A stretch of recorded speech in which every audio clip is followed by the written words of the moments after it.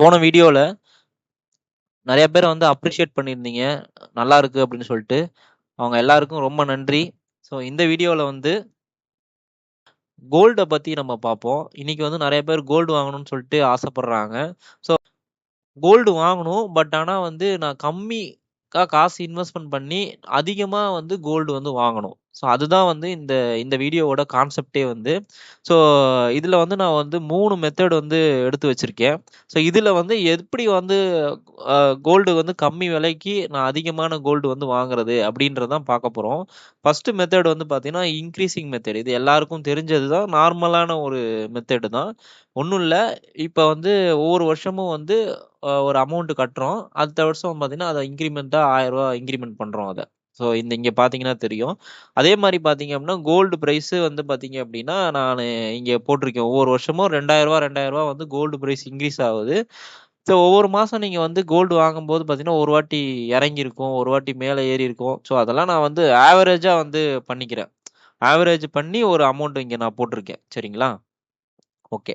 இப்ப நான் டோட்டலா வந்து 10 வருஷத்துக்கு அப்புறம் என்ட்ட எவ்வளோ கோல்டு இருக்கும், நான் இந்த மெத்தட்ல போயிருந்தேன் அப்படின்னா, உங்களுக்கே இங்க தெரிஞ்சிருக்கும்.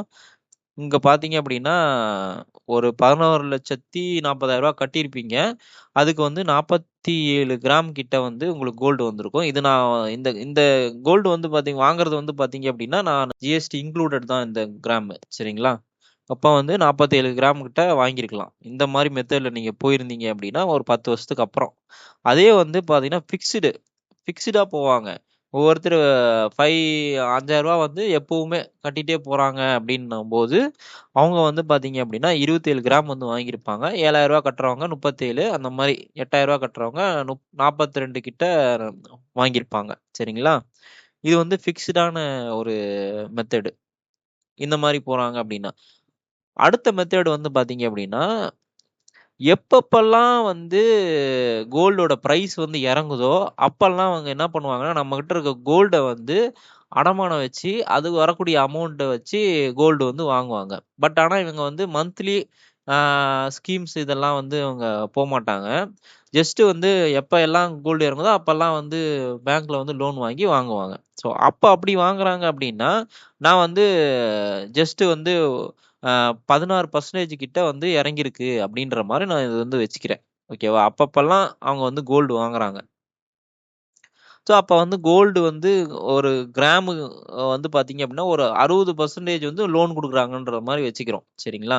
75% குடுக்கலாம். இல்ல 70% குடுக்கலாம். பட் நான் வந்து எதுக்கும் சேஃப்டிக்கு மேபி ஃபியூச்சர்ல வந்து அ கோல்டோட விலைலாம் அதிகமா போகுது அப்படின்னு சொல்லிட்டு கூட நம்மளுக்கு கம்மி பண்ணலாம். ஸோ அதனால நான் இப்பயே வந்து 60% தான் வந்து லோன் அந்த மாரி குடுக்குறாங்கன்ற மாரி நான் எடுத்து வச்சிருக்கேன். இந்த அமௌண்ட் லோன் அமௌண்ட் சரிங்களா? 1 கிராமுக்கு அவங்க குடுக்குறது.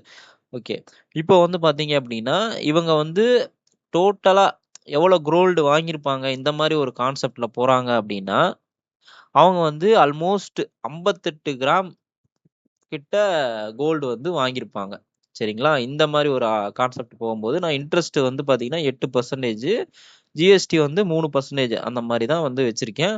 ஸோ அவங்க வந்து ஃபைனலா போம்போது 58 கிராம் வந்து வாங்கியிருப்பாங்க. நான் வந்து ஸ்க்ரீன் வந்து பெருசு பண்ணிக்கிறேன் இங்க. ஸோ, அதுக்கு அவங்க எவ்வளோ பணம் வந்து இன்வெஸ்ட்மென்ட் பண்ணியிருப்பாங்க அப்டின்னா, அந்த 58 கிராமுக்கு 14,00,000 முன்னூ ரூ. 3,600 வந்து பணம் வந்து குடுத்திருப்பாங்க. டோட்டலா எவ்வளோ இன்ட்ரெஸ்ட் இந்த பேங்க் லோனுக்கு கட்டியிருப்பாங்க அப்டின்னா, கிட்டத்தட்ட ரூ. 2,00,000 கிட்ட கட்டியிருப்பாங்க. பேங்க் லோனுக்கு மட்டும். ஓகேவா? ஸோ இந்த மாரி ஒரு கான்செப்ட்ல போறாங்க அப்டின்னா, அதுக்கு வந்து நான் வந்து ஒரு 20 கிராம் வந்து இருக்கிற மாரி வச்சுக்கிறேன். அதாவது ஒரு 3 பவுன் வச்சு அவங்க வாங்குறாங்க. அந்த மாரி ரேஞ்ச். ஓகேவா? இவங்க வந்து மந்த்லி ஸ்கீம்லாம் எதுவுமே போடல. ஸோ அப்ப வந்து அவங்களுக்கு இவ்வளோ கிராம் கிடைக்குது. இவ்வளோ அமௌண்ட் அவங்க வந்து ஸ்பெண்ட் பண்ணணும். 58 கிராமுக்கு 14,00,000 கிட்ட ஸ்பெண்ட் பண்ணணும். ஓகேவா? ஸோ அடுத்த மெத்தேடு போவோம். அடுத்த மெத்தேட் வந்து பார்த்தீங்க அப்டின்னா இதுல ஒரு ஆப்ஷன் கொண்டு வந்திருக்கேன். என்ன அப்டின்னா, ஒரு கிராஷ் நடக்குது. அதாவது 10 வருஷம் நம்ம இன்வெஸ்ட்மென்ட் பண்றோம். அப்ப வந்து கிராஷே எதுவுமே நடக்காதா? அப்டின்னு சொல்லிட்டு ஒருத்தருக்கு கொஸ்டின் வரலாம். போன வாட்டி கொரோனா அப்ப கூட பார்த்தீங்க அப்டின்னா, கிராஷ் நடந்து 33,000 34,000 தான் கோல்டே வந்து வித்துச்சு. அப்ப வந்து. கிட்டத்தட்ட ஒரு 6, 7, 8 மாசமே அப்டிதான் இருந்தது. பட் அப்ப வாங்கியிருந்தா இன்னும் நெறைய வாங்கியிருந்திருக்கலாம்.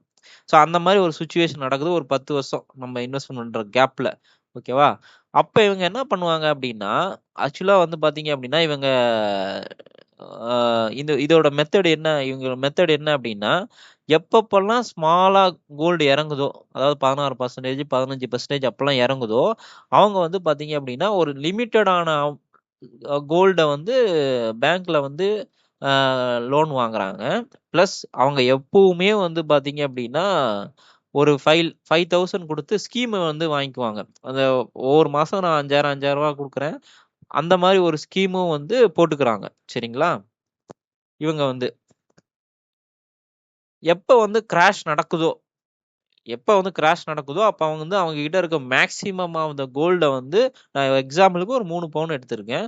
ஸோ மேக்ஸிமம் ஆஃப் த கோல்ட வந்து பேங்க்ல அடமானம் வச்சு அப்ப வந்து அதுக்கு வந்து ஒரு அமௌண்ட் வந்து வாங்குறாங்க. சரியா?